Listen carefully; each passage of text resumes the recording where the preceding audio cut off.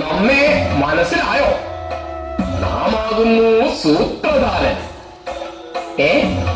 എന്താ ചോദിച്ചത്? സൂത്രക്കാരനാണോ? അല്ല, സൂത്രം, ചരട്.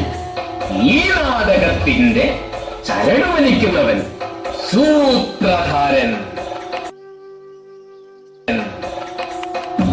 അപ്പൊ നാമോ? നീയോ? നീ എന്താ ഇവിടെ? നാമാകുന്നു ഈ നാടകത്തിന്റെ സൂത്രധാര. സൂത്രധാരയോ? അങ്ങനെ ഒരു ഏർപ്പാട് കീഴ്ക്കടുണ്ടായിട്ടില്ല. കീഴ്ക്കടുണ്ടാകുന്നില്ല. ലിംഗനീതി, ലിംഗസമത്വം ഒന്നും കേട്ടില്ലാണ്ടോ? ഞങ്ങളിതാ ഈ ഗർത്തമുഖത്തിൽ വൃക്ഷത്തിന്റെ വേരുകളിൽ തൂങ്ങിക്കിടപ്പാണ്. ആരാണ് നിങ്ങൾ? എന്തിനാണ് എന്റെ പേര് ചൊല്ലി വിലപിക്കുന്നത്? ഞങ്ങൾ നിന്റെ പിതൃക്കളാണ്. നിനക്കൊരു സന്തതി പിറന്ന് ഞങ്ങൾക്ക് അന്ത്യകർമ്മം ചെയ്താലേ ഞങ്ങളുടെ ആത്മാവിന് മോക്ഷം കിട്ടൂ. ധ്യാനഭംഗം വരുത്തിയതിന് ക്ഷമിച്ചാലും മുനികുമാരാ. ഞാൻ സർപ്പരാജാവായ വാസുകി. ഇത് എന്റെ സഹോദരി ജലൽക്കാർ. ജലൽക്കാർ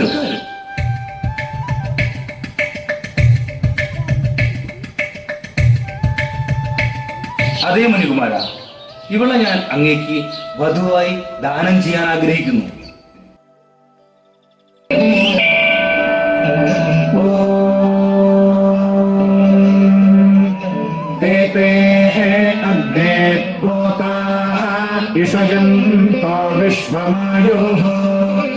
തരന്തോ അർയോ അരാതേർവന്വന്തോ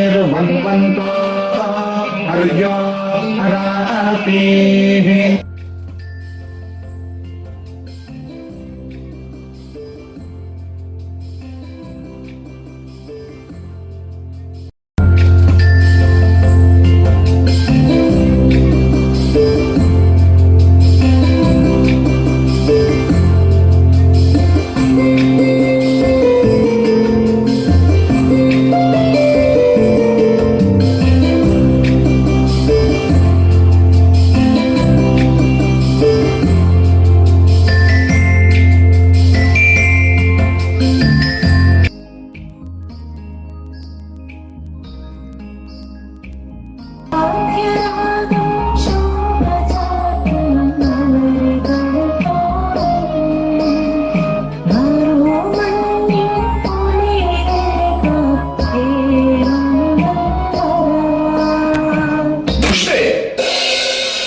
എന്റെ നിദ്രയ്ക്ക് ഭംഗം വരുത്താൻ നിനക്കങ്ങനെ ധൈര്യം വന്നു? ഇത്രയ്ക്ക് അഹങ്കാരമോ? ഭാര്യയുടെ ധർമ്മം മറന്ന് നിന്നെ ഞാനിതാ ഉപേക്ഷിക്കുന്നു. ക്ഷമിക്കണം പ്രഭു. സന്ധ്യാവന്ദനം മുടങ്ങരുതെന്ന് കരുതിയാണ് ഞാൻ. നിന്റെ ന്യായവാദങ്ങളൊന്നും എനിക്ക് കേൾക്കണ്ട. ഞാനിതാ പോകുന്നു. അരുതേ, അങ്ങനെ ഈ കൊടും കാട്ടിൽ ഉപേക്ഷിച്ചു പോയാൽ ഞാൻ എന്ത് ചെയ്യും? ഞാൻ ഉത്തങ്കൻ, വേദമഹാമുനിയുടെ പ്രിയ ശിഷ്യൻ. ഉത്തങ്കൻ, ഞാൻ കേട്ടിട്ടുണ്ട്. അങ്ങ് ഈ കാട്ടിൽ ഒറ്റയ്ക്ക്. പഠനം പൂർത്തിയായ ഞാൻ ഗുരുവിനോട് ദക്ഷിണയായി എന്തു വേണമെന്ന് ചോദിച്ചു. പത്നിയോട് ചോദിക്കാനാണ് ഗുരു നിർദ്ദേശിച്ചത്. പൗഷമഹാരാജാവിന്റെ മഹാറാണി ധരിക്കുന്ന കർണകുണ്ടലങ്ങൾ വേണമെന്നാണ് ഗുരു പത്നി ആവശ്യപ്പെട്ടത്. എന്ത്? തക്ഷകനോ? എന്നെ വെല്ലുവിളിക്കാൻ മാത്രം നീ വളർന്നോ? വളർന്നു പിതാവേ. ഇതാ കണ്ടാലും ആ നിൽക്കുന്ന വൃക്ഷത്തെ ഞാൻ ദംശിക്കാം.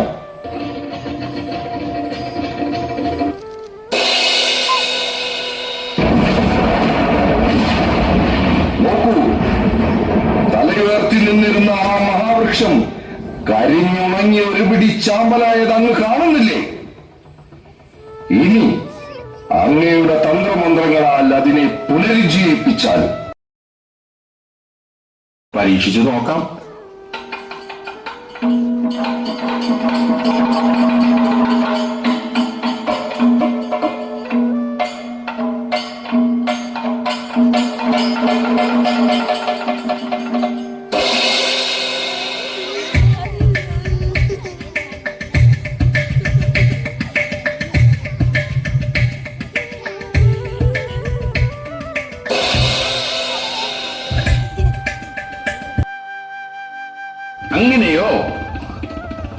എങ്കിൽ ഇത് കേട്ടുകൊള്ളൂ പിതാവേ.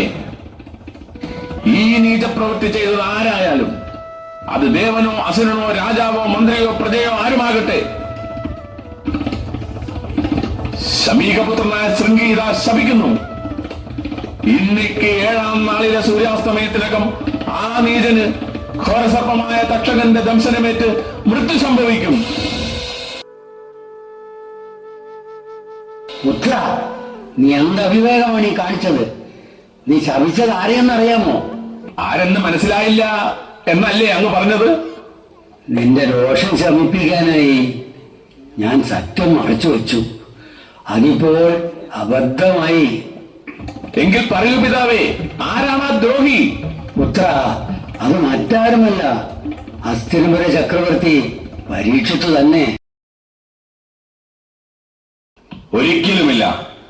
തക്ഷകന്റെ വിഷബാധയിൽ നിന്ന് മഹാരാജാവിനെ രക്ഷിക്കാനാണ് ഞാൻ ആഗതനായത്. മഹർഷി ക്ഷമിക്കണം. തക്ഷകന്റെ വിഷബാധയകറ്റാൻ സാക്ഷാൽ ധന്വന്തരി മൂർത്തിക്ക് പോലും സാധ്യമല്ല. പിന്നെയാണോ അങ്ങ്? മൂടാ, നമ്മെ പരിഹസിക്കുന്നോ? ഞാൻ ആരാണെന്ന് കരുതി? നീ പറയുന്ന ഈ തക്ഷകൻ എന്റെ പുത്രനാണെന്ന് നിനക്കറിയാമോ? തക്ഷകനല്ല, അവനേക്കാൾ കൊടിയ സർപ്പത്തിന്റെ വിഷം പോലും ഈ കശാപ നിസ്സാരം. ഞങ്ങൾ അങ്ങ് വിദൂര ഗ്രാമത്തിൽ നിന്നാണ്. ശാപവാർത്ത കേട്ട് രാജാവിനെ ഒരു നോക്ക് കാണാൻ വന്നതാണ്. ഇവൾക്കൊരേ നിർബന്ധം, രാജാവിനെ മുഖം കാണിച്ചേ തീരുമെന്ന്. രാജാവ് ഞങ്ങൾക്ക് കൺകണ്ട ദൈവം, ധർമ്മിഷ്ഠൻ, പ്രജാവത്സലൻ, ശത്രു സംഹാരകൻ. ചെറിയൊരു നേരം പോക്ക് കാട്ടിയെന്ന് കരുതി ഇത്ര കഠിന ശാപം നൽകാമോ? മഹർഷി ഉപവിഷ്ടനായാലും ആയുഷ്മാൻ ഭവ. അങ്ങയുടെ പാദസ്പർശത്താൽ ഹസ്തിനപുരം ധന്യമായി. ആഗമനോദ്ദേശം അറിയിച്ചാലും മഹാത്മൻ. മഹാരാജൻ, അങ്ങയുടെ പിതാവ് ധർമ്മിഷ്ഠനും പ്രജാവത്സലനുമായിരുന്ന പരീക്ഷിത് ചക്രവർത്തിയുടെ അകാല മൃത്യുവിന് പ്രതിക്രിയ ചെയ്യാനുള്ള സമയം അതിക്രമിച്ചിരിക്കുന്നു. പ്രതിക്രിയയോ? മുനിശാപമായിരുന്നല്ലോ മഹർഷി പിതാവിന്റെ മരണഹേതു. ഓർക്കാതെ ചെയ്ത ഒരു തെറ്റിന്റെ അനന്തര ഫലം വിധിവിഹിതമെന്ന് സമാധാനിച്ചിരിപ്പാണ് നാം.